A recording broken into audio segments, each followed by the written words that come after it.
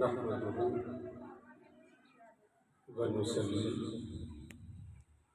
ونسلم على سيدنا ومولانا محمد رسوله النبي الكريم المكين الحنين الرؤوف الرحيم.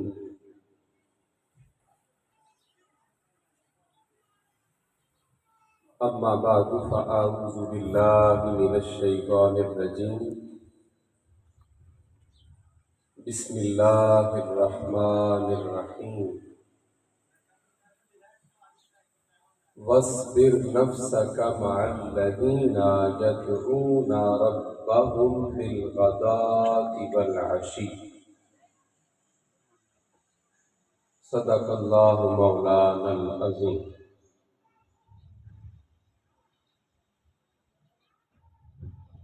فقد قال الله تبارك وتعالى في شان حبيبه الكريم: إن الله وملائكته يصلون على النبي يا أيها الذين آمنوا صلوا عليه وسلموا تسليما. الصلاة والسلام عليك يا سيدي يا رسول الله وعلى آلك وأصحابك يا حبيب الله. الصلاة والسلام عليك يا سيدي يا رسول الله وعلى آلك وأصحابك يا رحمة للعالمين.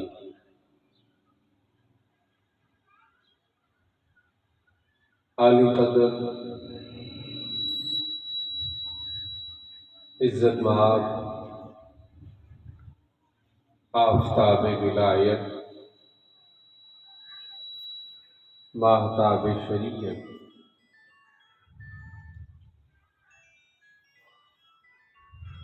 حضور قبلہ عالم حضرت خواجہ صوفی الطاف حسین صاحب نقشبندی مجددی،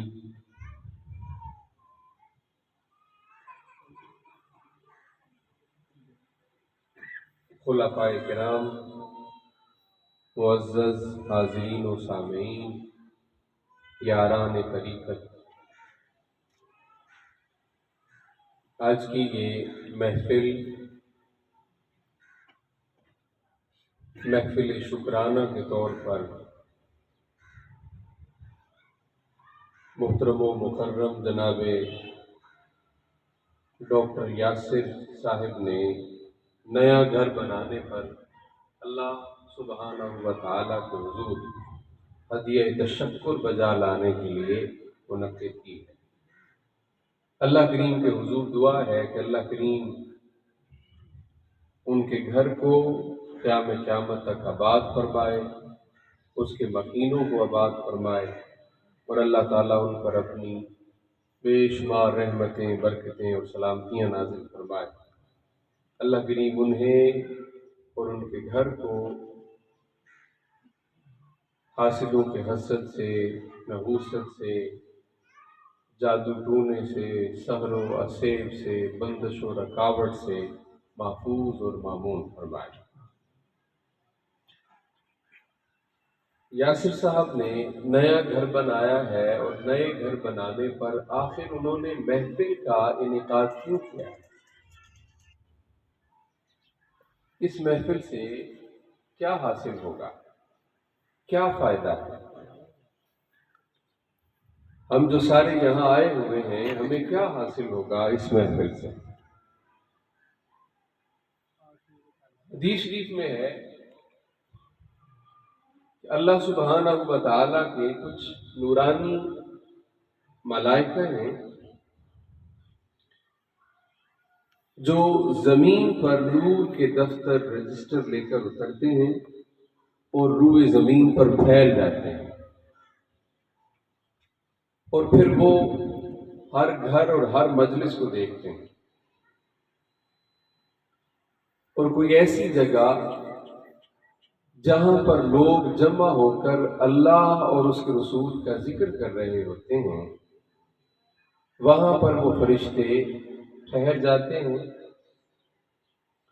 اور باقیوں کو آواز دے کر اس طرف بلواتے اور متوجہ کرتے ہیں کہ یہاں آئیں، ہمارا مقصود و مطلوب یہاں ہے، ہم جس کی تلاش میں اترے تھے وہ محفل، وہ لوگ، وہ جگہ یہ ہے۔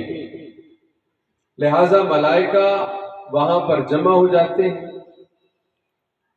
اور جب تک وہ مجلس ذکر منعقد رہتی ہے وہ فرشتے اس میں شامل رہتے ہیں، وہ قدسی، وہ ملائکہ اس میں شامل رہتے ہیں۔ جب وہ مجلس برخاست ہو جائے تو پھر وہ فرشتے یوں قطار در قطار کھڑے ہو جاتے ہیں، اور اس محفل کے اجر کو، ثواب کو، اس کے نامہ مال کو، دفتر کو، جو کچھ انہوں نے لکھایا وہ سارا لے کر درجہ بدرجہ اللہ سبحانہ و تعالیٰ کے حضور پیش کرتے۔ اب حق سبحانہ و تعالیٰ جانتے تو ہیں کہ کیا ہو رہا تھا، یہ فرشتے کہاں سے آئے ہیں، پھر بھی اللہ سبحانہ و تعالیٰ ان سے پوچھتا ہے کہ ملائکہ کہاں سے آئے ہیں؟ وہ کہتے ہیں حضور، وہ کہتے ہیں یا اللہ، آج ہم سیال کوٹ میں موترا میں گئے تھے، وہاں پر تیرے کچھ ذاکرین بندے یاسر صاحب کے گھر میں جمع ہو کر تیرے ایک دوست کی مجلس میں شریک ہو کر تیرا ذکر کر رہے تھے۔ وہ جانتا ہے پھر بھی پوچھتا ہے، تو فرشتے کہتے ہیں تیرے کچھ دوستوں کے ذکر کی مجلس میں شریک تھے جو تیرا ذکر کر رہے تھے۔ اب اللہ سبحانہ و تعالیٰ اپنے ملائکہ سے فرماتا ہے فرشتوں، بتاؤ تو کہ میرے وہ بندے مجھ سے کس چیز کی پناہ مانگ رہے تھے، اور وہ مجھ سے کیا طلب کر رہے تھے، کیا سوال کر رہے تھے۔ فرشتے عرض کرتے ہیں یا باری تعالیٰ، ہم اس مجلس میں شریک تھے، وہ تیرے سارے دوست وہاں پہ جمع ہو کر تیرے ذاکرین تیرا ذکر کر رہے تھے، اور جس جگہ پر اللہ کا ذکر کیا جاتا ہے یہ محفل کیوں ہے؟ اس لیے جیسے میں نے عرض کیا کہ وہاں پر فرشتے اترتے ہیں۔ سید العالمین علیہ السلام نے فرمایا نازلت علیہم السکینہ، ان پہ اللہ کی طرف سے تسکین نازل ہوتی ہے، وحفتہم الملائکہ، اور اس محفل و مجلس کو فرشتے گھیر لیتے ہیں، اس مجلس کو فرشتے گھیر لیتے ہیں جہاں پر اللہ کا ذکر ہوتا ہے۔ تو فرشتے عرض کرتے ہیں یا باری تعالیٰ، وہ تجھ سے تیری جنت کا سوال کر رہے تھے، تیری جنت کا سوال کر رہے تھے۔ تو اللہ سبحانہ و تعالیٰ فرماتا ہے فرشتوں، کیا انہوں نے جنت دیکھی ہے؟ انہوں نے جنت کو دیکھا ہے؟ تو وہ کہتے ہیں نہیں باری تعالیٰ، نہیں دیکھا ہے۔ تو اللہ فرماتا ہے اگر وہ دیکھ لیتے تو ان کا کیا حال ہوتا، اگر وہ دیکھ لیتے تو ان کا کیا حال ہوتا۔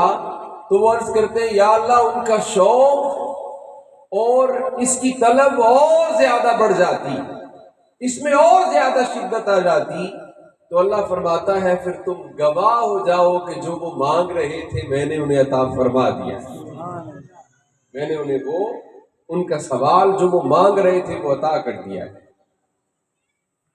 اور پھر اللہ پوچھتا ہے کہ بتاؤ وہ کس چیز سے میری پناہ چاہتے تھے؟ فرشتے کرتے ہیں باری تعالیٰ، وہ جہنم سے تیری پناہ مانگتے تھے۔ اللہ پوچھتا ہے کہ کیا ان لوگوں نے جہنم دیکھی ہے؟ فرشتے کرتے ہیں کہ نہیں۔ اللہ پوچھتا ہے کہ بتاؤ اگر وہ دیکھ لیتے تو ان کا کیا حال ہوتا؟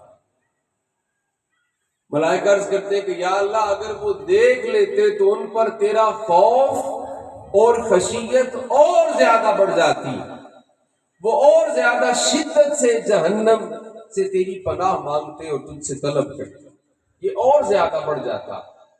تو اللہ فرماتا ہے کہ پھر تم گواہ ہو جاؤ، اس مجلس میں شریک ہونے والوں کو میں نے جہنم سے آزاد کر دیا، جو وہ مانگ رہے تھے میں نے وہ ان کو عطا کر دیا ہے، میں نے انہیں جہنم سے آزاد کر دیا ہے۔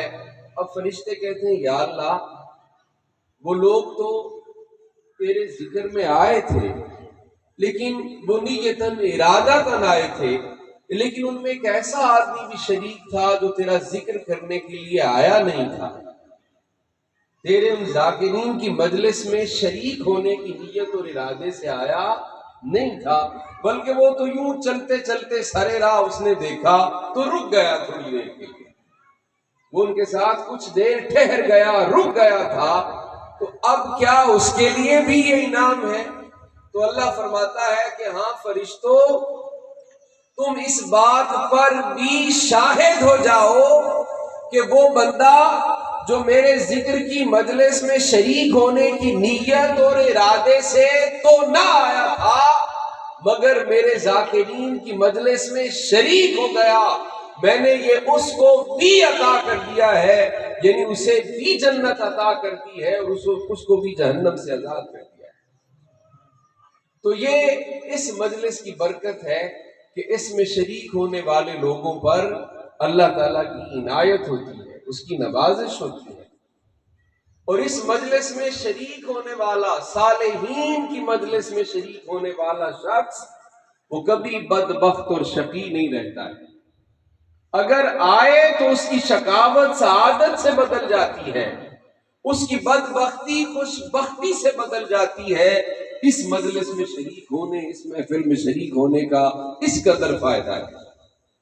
حضرت جنید بغدادی رضی اللہ تعالیٰ عنہ کا حلقہ ذکر تھا، تو ان کے حلقہ ذکر میں ذاکرین اور سالکین کے ساتھ ایک ایسا شخص شریک ہو گیا جس کو معاشرے میں شقی یعنی بدبخت کہا جاتا تھا، اس کا نام یوں مشہور تھا اس کے محلے میں، علاقے میں، کہ اسے ہر کوئی بدبخت کہتا تھا کہ یہ شخص شقی ہے اور بدبخت ہے۔ وہ آیا اور آ کر اس مجلس میں شریک ہو گیا، اور اس مجلس سے اٹھ کر نکلا اور بازار میں جا رہا تھا، تو چونکہ اس کا نام تھا تو کسی نے اسے پھر اسی نام سے آواز دی اور کہا کہ او شقی و بدبخت، میری بات سن۔ بس اس کا اتنا کہنا تھا کہ ہاتف غیبی سے آواز آئی کہ خبردار، آج کے بعد کوئی اسے بدبخت نہ کہے، کیونکہ جو میرے جنید کی مجلس میں شریک ہو جاتا ہے وہ بدبخت نہیں رہتا۔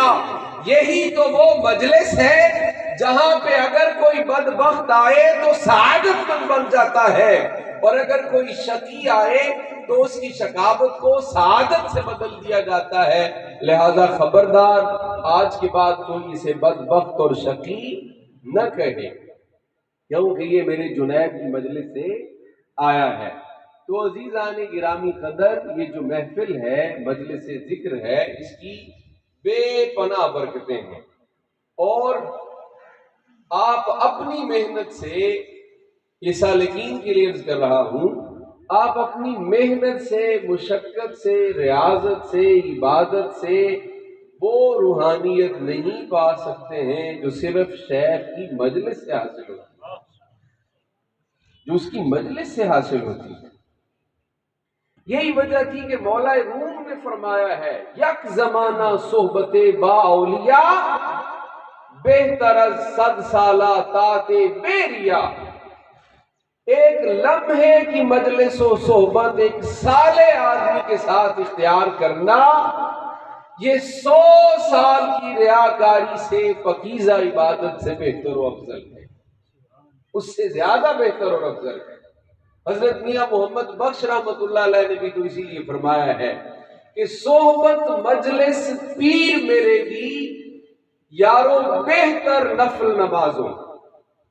ساری رات کھڑے ہو کر نفل نماز ادا کرتے رہے تو اس سے فائدہ ہوتا ہے، ضرور ہوتا ہے، اور وہ فائدہ ایک طرف ہے، اور شیخ کی مجلس اور اس کی صحبت سے حاصل ہونے والا فائدہ اس سے زیادہ ہو جائے گا، وہ اس سے بڑھ جاتا ہے، کیونکہ آپ اپنی محنت و ریاضت سے، اپنی مشقت سے وہ نہیں پا سکتے ہیں جو صرف شیخ کی نظر سے پایا جاتا ہے۔ کیوں؟ یہ نظر بڑی قیمتی ہے، جو شیخ کی نظر ہے یہ بڑی قیمتی ہے. کسی آدمی کی عمر 1000 سال ہو، 1000 سال، اور وہ 1000 سال اپنے مرشد کے آستانے کا پانی بھرتا رہے تو وہ ایک نظر کا بھی حق ادا نہیں کر سکتا ہے جو مرشد نے اتفاق کے ساتھ، محبت کے ساتھ آپ پہ ڈالی. اس ایک نظر کا بھی حق ادا نہیں کیا جا سکتا. اور اس نظر کی تاثیر کیا ہوتی ہے؟ اس مجلس میں شریک ہونے سے کیا حاصل ہوتا ہے؟ حضور جنید بغدادی رضی اللہ تعالیٰ عنہ کے ساتھ ایک کتا محبت کرتا تھا. کتا حضرت جب نکلتے تو وہ آپ کے پیچھے پیچھے چلتا، قریب قریب وہ آپ کے ساتھ ساتھ، جہاں تک پیدل اس سے جایا جاتا وہ آپ کے ساتھ چلتا رہتا. یعنی پیادہ پا جنید بغدادی اگر بغداد میں ادھر ادھر سفر کرتے تو وہ آپ کے ساتھ چلتا، جہاں پہ آپ رک جاتے وہ بھی کہیں قریب بیٹھا رہتا، جب آپ چلتے واپس تو وہ واپس چلنے آپ کے ساتھ چلنے لگتا. اگر کسی نے وفاداری سیکھنی ہو تو میرے عزیزوں کتوں سے سیکھی جا سکتی، کتوں سے وفاداری سیکھی جا سکتی ہے کہ کتا کبھی اپنے مالک کا در اس وجہ سے چھوڑ کر نہیں جاتا کہ آج اس نے مجھے روٹی نہیں ڈالی. یہ انسان ہے کیسا ناشکرا ہے کہ چھوٹی چھوٹی بات پر اپنے رب سے شکایت کرتا ہے. تو اگر یہ سیکھنی ہے وفاداری تو کتے سے سیکھیے کہ کتنی وفاداری کرتا ہے. اگر کسی نے رکھا ہوا ہو کتا تو اسے پتا ہے کہ وہ رات کے کسی بھی پہر اٹھے اور اپنے گھر سے نکلے تو وہ اس کے ساتھ چلتا ہے، وہ اس کے ساتھ رہتا ہے. میاں صاحب نے فرمایا جس دے اندر عشق نہ رچیا کتے اس کی چنگے. جس کو اللہ کی محبت نصیب نہ ہوئی، اللہ کی معرفت جس نے حاصل نہ کی ہے، اس سے تو کتے 100 گنا اچھے اور بہتر ہیں. مالک دے در راکھی کر دے صابر بھوکے ننگے. وہ ڈالے تو تب بھی اس کے ساتھ رہتے ہیں، وہ نہ ڈالے تب بھی اس کے ساتھ رہتے ہیں. تو رات کے کسی پہر بھی اٹھے تو وہ اس کے ساتھ چلتا ہے. تو جنید بغدادی کو ایک دن اس سے محبت ہو گئی. واہ واہ. حضرت جنید بغدادی کو بھی اس پہ پیار آیا، کتے پہ پیار آ گیا، اور ایک نظر التفات، ایک نظر محبت و رحمت جناب جنید بغدادی نے اس کتے پہ ڈال دی. اور پھر اس نظر کا اثر پتہ کیا ہوا؟ اس نظر کا اثر یہ ہوا کہ پھر وہی کتا بغداد کے چوراہے میں بیٹھتا تھا اور 40-50 کتے ہمہ وقت اس کے سامنے اپنے پاؤں بچھائے بیٹھے رہتے تھے.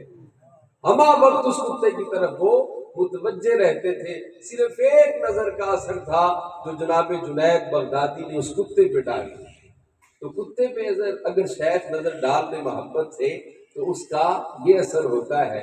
تو جو اس مجلس میں شریک رہا، اس مجلس میں شامل رہا، تو اس کے اوپر جو مرشد کی نگاہ اور توجہ کا اثر ہے تو یہ اپنی عبادت سے، اپنی ریاضت اور اپنی مشقت سے حاصل نہیں کیا جا سکتا ہے. اللہ سبحانہ و تعالیٰ نے قرآن مجید میں فرمایا وَاصْبِرْ نَفْسَكَ مَعَ الَّذِينَ يَدْعُونَ رَبَّهُمْ بِالْغَدَاةِ وَالْعَشِيِّ. اپنے آپ کو ان لوگوں کی مجلس میں جوڑے رکھو، ان لوگوں کی سنگت میں جمائے رکھو، ان لوگوں کی صحبت میں خود کو جوڑے رکھو جو لوگ صبح و شام اپنے رب کا ذکر کرتے ہیں، جو صبح و شام اپنے رب کا ذکر کرتے ہیں. ان کی مجلس میں بیٹھے رہو اور ان کی مجلس میں خود کو جمائے رکھو، جوڑے رکھو ان کے ساتھ، کیونکہ ان لوگوں کی صحبت سے، توجہ سے بہت کچھ حاصل ہوتا ہے. ایک دن حضرت خواجہ ابراہیم بن ادم، سلطان ابراہیم بن ادم بازار سے گزر رہے تھے کہ سامنے سے ایک شخص آ گیا جس کے بارے میں معروف تھا کہ یہ شراب پیتا ہے، اور شراب پی رکھی تھی، شراب کے نشے میں آ رہا تھا. شراب کے نشے میں وہ آیا اور جب اس نے سامنے شیخ کو دیکھا تو اللہ والوں کی حیا تو ہوتی ہے، اگر کوئی حلالی ہو تو اس کے دل میں اللہ والوں کی حیا ضرور ہوتی ہے.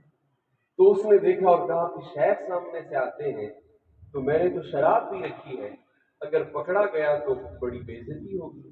اب اس نے کیا کیا کہ میں نے ہیلا ہولا کیا کہ ادھر ادھر کہیں نکلوں، لیکن جب کوئی رستہ نہ پایا تو چاروں ناچار شیخ کے سامنے جانا ہی پڑا۔ اب جاتے ہی شیخ کے قدموں پہ گر گیا اور یہ اشارہ تھا کہ میرا راز رہنے دیا جائے اور مجھے بے عزت نہ کیا جائے۔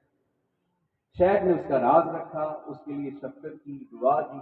اس نے جاتے ہوئے شیخ کا ہاتھ چوم لیا، آپ کی دست بوسی کی، آپ کا ہاتھ چوم لیا، جا کے سو گیا۔ رات خواب میں دیکھا کیا ہے کہ بہشت میں سیر کر رہا ہے، بہشتوں میں پھر رہا ہے، اور اپنے آپ کو اور اس جگہ کو دیکھ کے کہتا ہے میں اس قابل تو نہیں ہوں، میں جس جگہ پر ہوں میں تو گناہگار آدمی ہوں، اس جگہ کے قابل نہیں ہوں، تو میں یہاں پر کس طرح آ گیا، یہ ماجرا کیا ہے؟ یہ سوچ رہا تھا کہ کسی نے آواز دی اور کہا کہ ہاں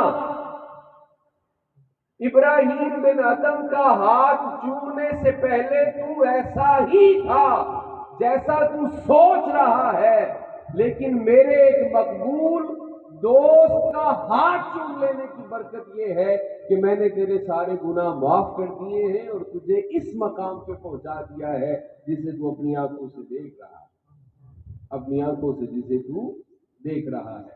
تو عزیزو، ان مجلسوں میں آنے سے کیا ملتا ہے؟ ان مجلسوں میں آنے سے اللہ کی معرفت ملتی ہے۔ جب اللہ کی معرفت ملتی ہے تو اس کی محبت ملتی ہے، اس کا خوف اور خشیت ملتی ہے، سید العالمین علیہ الصلوۃ والسلام کی محبت و متابعت اور آپ کی پیروی ملتی ہے۔ اس لیے کوشش کریں کہ اپنے آپ کو صالحین کی مجلس میں جوڑ کے رکھیں، ان کی صحبت و سنگت میں خود کو جوڑ کے رکھیں۔ اور یہ نسبت آج اگر کسی کو سمجھ نہیں آ رہا تو کل قیامت کے دن ضرور سمجھ آ جائے گا کہ یہ نسبت کتنا فائدہ دے گی، قبر میں، حشر میں اس نسبت کا کیا فائدہ ہوگا۔ اللہ کریم سے حضور دعا ہے کہ اللہ کریم مرشد گرامی کو عمر خضر عطا فرمائے، سلامتی اور تندرستی عطا فرمائے۔ محترم یاسر صاحب کے اللہ کریم کاروبار میں برکتیں عطا فرمائے، ان کے گھر کو اور گھر کے مکینوں کو اللہ کریم آباد رکھے، صحت، سلامتی اور تندرستی اللہ کریم برکتیں عطا فرمائے۔ والسلام علیکم وما علیہ الا البلاغ المبین۔